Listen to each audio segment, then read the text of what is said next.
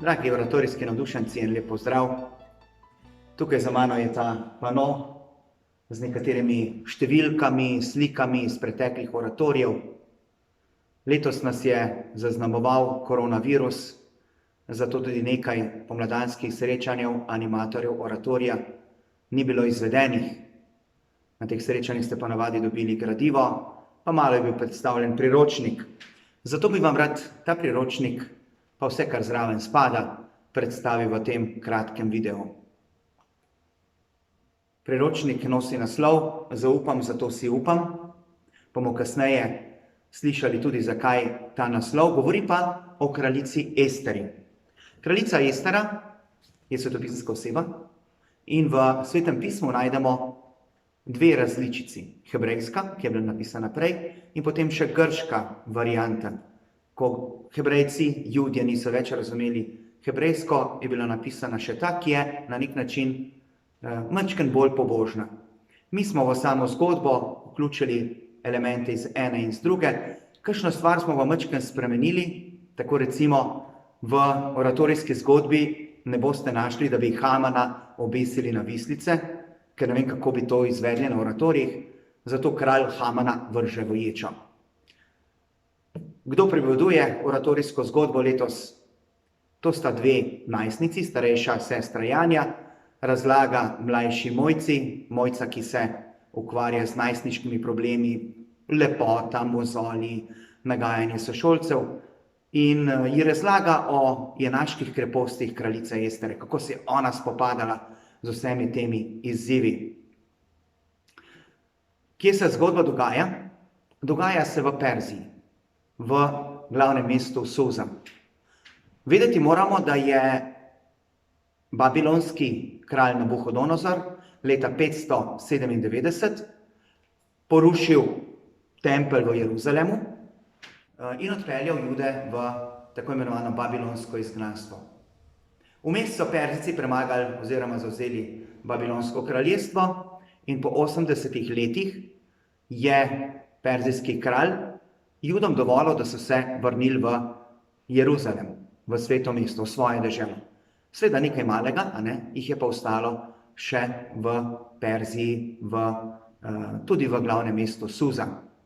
In ena izmed njih, potomka teh Judov, ki so ostali, je bila tudi Estera, ki kasneje postane kraljica. Ena bistvenih stvari na oratoriju je vrednota dneva, se pravi tista glavna tematika, in letos smo jo poimenovali krona dneva. Mislim, da je čisto logično. Krona kot simbol kraljevanja, moči, krona kot tisto, kar je v bistvu zelo pomembno, dela človeka pomembnega, in vrednota oziroma krona dneva je res tista srčika, lahko rečemo. Zraven je seveda tudi simbol, za vsak dan, tako kot v preteklih letih, nam pomaga malo bolj osvetliti in razumeti samo vrednoto dneva. Kaj boste v letošnjem priročniku našli kaj posebenega? V priročniku so kateheze razvrščene ne po triadah, ampak po dnevih. Pomeni prvi dan in vse kateheze za vse triade, drugi dan in tako naprej. Potem za voditelje bi priporočal, da si preberete tudi oddelek malo o liturgičnih navodil, kako se pripravlja uvod v mašo, kakšne pesmi izbrati za kateri del in tako naprej. Pa seveda nekaj o Don Boscu, preventivnem vzgojnem sistemu, to je razdelek ABC animatorstva, da ne boste to izpustili. Še naslov, Zaupam, zato si upam. Jaz sem vedno povezoval kraljico Estero z enim pogumom in dejansko je bila pogumna. Naredila je, lahko rečemo, skoraj nemogoče stvari. Ampak ne zaradi same sebe, zaradi lastne moči vpliva, ampak zato, ker je zaupala v Gospoda, ker je imel Bog z njo ene posebne načrte in ona se je dala voditi.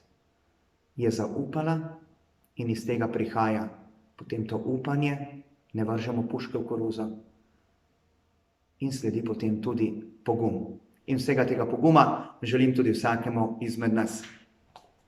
Zdaj bi se rad na kratko malo sprehodil skozi samo zgodbo.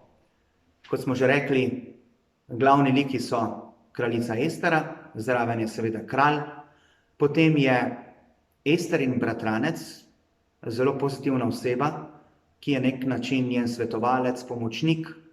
Potem je pa še bad guy, to je Haman, ki pa sovraži Jude in jih hoče uničiti. In to se mu potem tudi zelo kruto maščuje. Smo že omenili dve pripovedovalki, Mojco in Janjo. Kako se zgodba odvija? Začne se seveda na kraljevskem dvoru. Kralj ima vse, nima pa žene. In zato izda ukaz, da se vse lepe mladenke pokažejo kralju, pridejo na dvor in da si bo on izmed njih izbral svojo kraljico. Med njimi je seveda tudi Estera in kralj ne opazi samo njene zunanje lepote, ampak tudi njeno notranje lepoto. Spravi, tukaj je prikazano ta dobrota, ko Estera vidi sočloveka. Potem v nadaljevanju seveda Estera opozori kralja na eno spletko, se pravi, kralja so hoteli ubiti. Je nekaj dogodkov tudi, kako kraljica Estere pomaga. Vmes pa se zgodi še nekaj, in sicer Haman začne načrtovati poboj, uničenje Judov. In tako lahko rečemo, kralja malo vrže na foro, da podpiše ta odlok. Mordohaj seveda izve za ta ukaz, opozori kraljico Estero, ki se odloči, da bo šla k kralju in prosila milosti za Jude, pa seveda tudi zase. Sedaj, to ni bilo tako preprosto. Če si šel k kralju nenapovedan, če te kralj ni sam povabil, je lahko bilo to tudi smrtno nevarno. Pomeni, kralj je dal človeka preprosto umoriti. Verjetno je bilo to zaradi varnostnih razlogov. In zato, ker je vedela Estera, da se to lahko zgodi, je prosila tudi vse Jude, pa tudi sama se je postila. 3 dni so se postili, molili in šele kasneje je šla kraljica Estera k kralju, ki jo je seveda sprejel, ki jo je poslušal. Kraljica je preprosto ga povabila samo na večerjo in zraven še Hamana. Vmes se Haman spomni, da ga je Mordohaj rešil pred smrtjo, da je razkril spletko, zato Hamanu naroči, naj ga počasti in naj ga pelje na konju skozi mesto. Seveda to Hamana še bolj počke in seveda komaj čaka, da bo uničil Jude. Na sami večeri, na gostiji, kraljica Estera pove za zlobni načrt o uničenju Judov. Kralj vrže Hamana v ječo. Psi Judje skupaj s kraljico Estero, Mordohajem, pa se veselijo in se zahvaljujejo Bogu za rešitev. Se zahvaljujejo Bogu za ta čudovit načrt, da je prav po enem izmed njih, po kraljici Esteri, lahko izvedel to milostno stvar, rešitev. In tukaj lahko navezujemo tudi na odrešenje, ki prihaja po Jezusu Kristusu. Gremo še skozi vrednote. Prvi dan je vrednota lepota, simbol pa školjka. Školjka, ki lahko na prvi pogled se zdi tako majčken robavsasta, grda, če potegnemo ven iz voda, lahko tudi malo od blata. Po svoje pa tudi očarljiva na zunaj. To je ta zunanja lepota, ampak tista bolj bistvena je pa ta notranja lepota. V školjki, če se zgodi to, če pade noter en kamenček, potem lahko nastane tudi biser. In na oratoriju se bomo pogovarjali o pomembnosti tako zunanje lepote, ker nas je Bog ustvaril čudovite, to ne smemo zanemariti, ampak še bolj je pa pomembna ta notranja lepota. Pomeni dobrota, usmiljenje, ljubezen in tako naprej. Drugi dan je vrednota odgovornost. Ko ti dobiš neko pomembno vlogo, kar je kraljica dobila na dvoru, dobiš tudi neko vrsto odgovornost. Niso samo privilegiji, ampak pomeni tudi skrb za tiste, ki so pod teboj. Zato žezlo, žezlo kot simbol te moči, simbol te odgovornosti. In mislim, da bomo tukaj lahko veliko govorili o tej odgovornosti tistih, ki nas vodijo, pa ne bo to škofje, predsednik in tako naprej, kot tudi odgovornosti vsakega izmed nas za sočloveka, za skupnost, družino, v kateri živimo, za svoje brate in sestre. Tretji dan, seveda se zgodi tisto dejanje, ko se Judje in kraljica Estera postijo in takrat, tretji dan, bo vrednota, se pravi krona dneva, bo post. Simbol je raševina, to je podobno blago kot ena krompirjeva vreča, tako zelo, tako grobo blago, če ga oblečeš, potem te srbi, te moti, te na nek način prizadaja tudi majčkeno bolečine, trpljenja. In raševina je imela to nalogo. Se spomnimo že pri preroku Jonu, ko gre v Ninive, ko jih opozarja, da jih bo Bog uničil, takrat kralj reče, vsi ljudje in vse živali naj se okrnejo v raševino in naj kličejo k Bogu. In to storijo tudi Judje v Suzi, skupaj s kraljico Estero.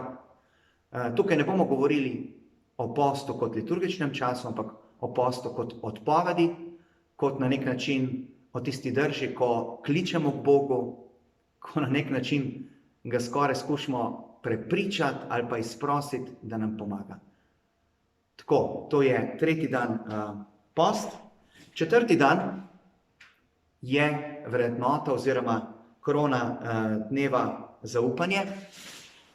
Zaupanje, kraljica Estera zaupa, da jih Bog ne bo pustil na cedilu. Simbol dneva je padalo. Si predstavljamo, da če skočimo s padalom, da moramo zaupati, da je to blago in hkrati tudi vrvice, ki jih držimo, da nas bodo zdržale in da bomo srečno pristali na tleh. In nekaj podobnega je tudi s tem našim zaupanjem v Boga, v Gospoda, da nas On drži v svojih rokah, da smo, če mu zaupamo, v njegovem naročju varni, da On ve najbolje, kaj je za nas dobro in tako naprej. In v to je verjela tudi kraljica Estera. Zadnji dan pa je krona dneva hvaležnost, šopek. Verjetno smo kdaj tudi mi komu že podarili šopek, ne vem, mami ali pa komu drugemu, ponovadi na kakšnih proslavah in tako naprej, pa zmagovalcem dajo šopek kot tudi simbol nekega priznanja. Hvaležnost za to, da nas Bog rešuje, hvaležnost ne nazadnje tudi za to, da nas Bog ni pustil same, hvaležnost za milosti, ki jih vsakodnevno prejemamo. Zraven bo pa tudi razmišljanje o praznovanju, o veselju. Veselje spada zraven. Tako, to je ta priročnik, morda še kakšno dodatno opozorilo, kakšna dodatna informacija. Sedaj v tem trenutku oratorijska usposabljanja ne potekajo, izvedli bomo usposabljanje za voditelje, 2, se pravi za tiste, ki ste že morda kakšno leto voditelji, to bo preko spleta.